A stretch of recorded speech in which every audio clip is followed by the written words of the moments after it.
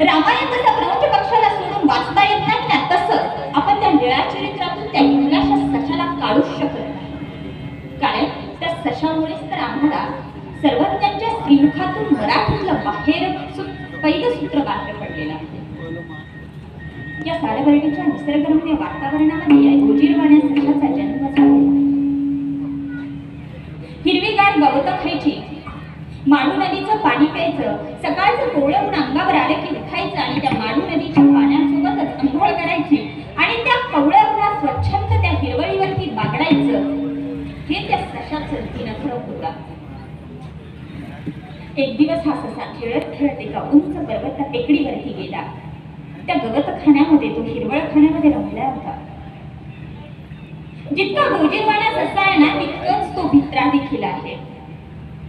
सिंहगर्जनेपासून त्या झाडावरचं पान जरी अंगावर पडलं तरी घाबरून पळणारा हा ससा त्या टेकडीवरती रमला होता.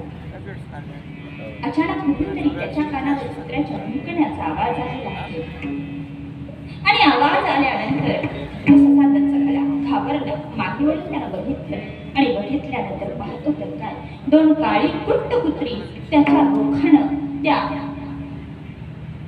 सशाकडे येत होते. शेपटी कापलेली दोन कुत्रे त्याच्या रोखाने येत होते. तसेच काळे कुट्ट पारधी हातात धनुष्यबाण घेऊन त्या सशाच्या कुत्र्यांच्या मागे मागे येत होते. ससा घाबरला, पर्याय नव्हता. पारधी जवळ आली होती, येऊन उभे राहिलेले होते. त्यातल्या एका पारध्याने त्या सशाला आपल्या हातावरती घेतला आणि तो दुसऱ्या पारध्याला म्हणाला, अरे आपण याची शर्यत लावू, आपली कुत्री याच्या पाठीमागे लावू आणि जो पहिल्यांदा हा ससा पकडेल, ज्याचा कुत्रा हा ससा पकडेल, तो शर्यत जिंकेल. त्या सशाला सोडून दिलं. दोन कुत्री त्याच्या मागे लावलेली आहेत. ससा जीवाच्या आकांताने पळतो आहे आणि मनामध्ये म्हणतो आहे, तुझवीन स्वामी राया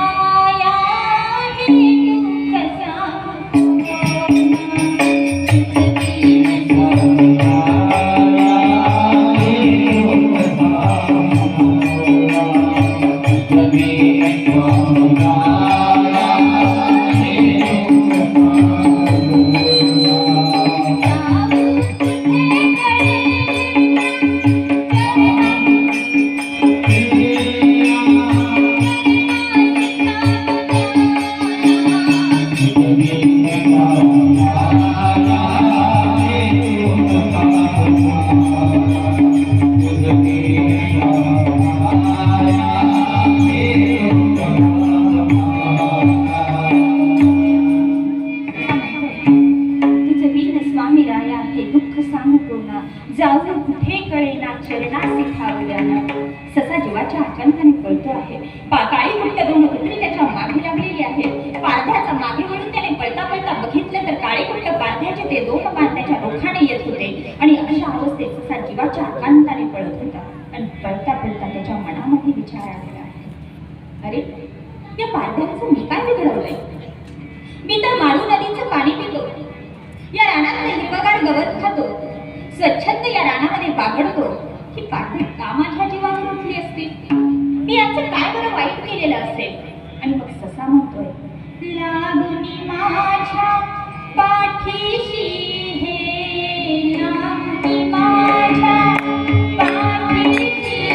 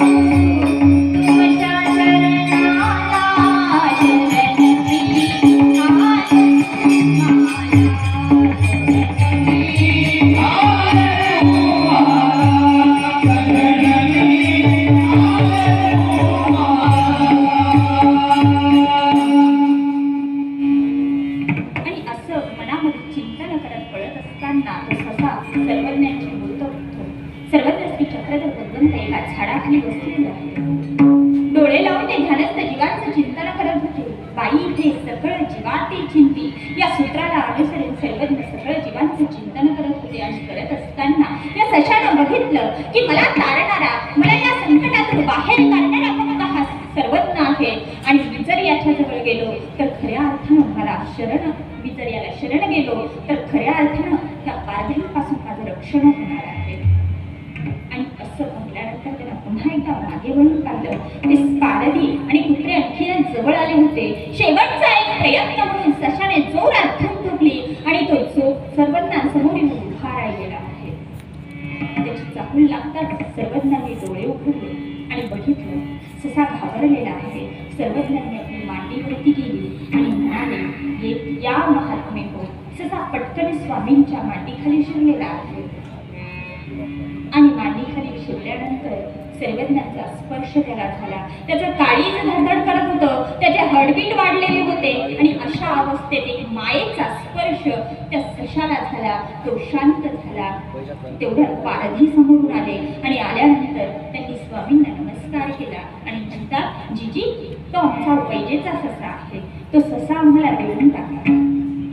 स्वामी म्हणतात, म्हटले तर काहीच नाही. पहिल्यांदा पण त्यांच्याकडे एक कृपादृष्टीने बघितलं, स्मित हास्य केलं आणि केल्यानंतर पारधी पुन्हा म्हणतात, जीजी, हा आमचा पैजेचा ससा आहे, जो तो आम्हाला मिळाला नाही तर आमच्यात भांडणं होतील, मारामारी होतील, तो ससा आम्हाला देऊन टाका. आणि असं म्हटल्यानंतर सर्वज्ञांनी त्यांना निरोपण केलं. म्हणाले, या सशाने तुमचं काय बिघडवलंय? हा तर माळू नदीचं पाणी पितो, रानात हिरवगार गवत खातो आणि येथ शरण आलेल्या काही मरण असेल. आम्हाला जो शरण येतो ना त्याला मरण राहत नाही. आणि हे मुलाचं सूत्र या अमरावती जिल्ह्यातल्या सालवर्डी परिसरामध्ये स्वामींनी निरोपण केलेलं आहे. गोपाला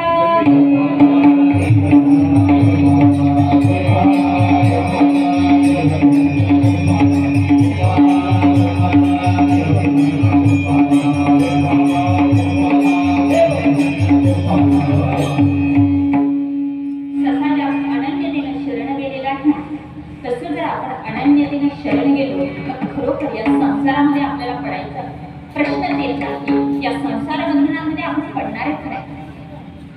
बघायला गेलं तर संसार खूप वाईट आहे. आता तुम्ही सगळेजण संसारातले लोक आहात म्हणतात, ताई तुम्ही म्हणताय आम्ही त्याच क्षेत्रात आहोत, तुमचं क्षेत्र वेगळं आहे, तुम्ही संन्यास घेणार आहे ती गोष्ट वेगळी. परंतु आम्ही संसारात आहोत, आम्हाला कसं संसार वाईट वाटत नाही, परंतु संसार हा दुःखाचा गुळ आहे.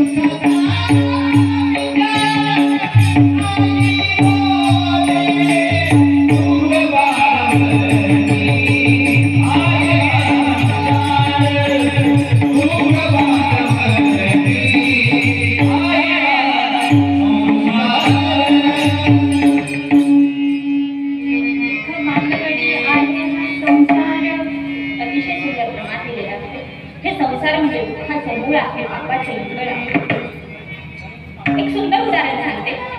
संसार दुःखरूप कसा आहे. अहो या संसारात कितीही प्रेमाने आपण एकमेकांशी वागलो ना तरी दुःखच भेटतं. सुख कधीही भेटत नाही, दुःखच आपल्या पदरी येत असतं. एक नवीनच लग्न झालेलं गौरव संसाराला लागलं. वर्षभर संसार सुखाचा चालला आणि त्यानंतर दोघांमध्ये वाद सुरू झाले, कटकटी सुरू झाल्या, भांडणं सुरू झाले, जे प्रत्येकामध्ये होत असतं. तरीही संसार आम्हाला गोडच वाटत असतो. आणि तो मनुष्य त्या संसारातल्या त्या कटकटींना कंटाळला, वैतागला आणि आपल्या गुरूंकडे गेला, आपल्या वैरागी बाबांकडे.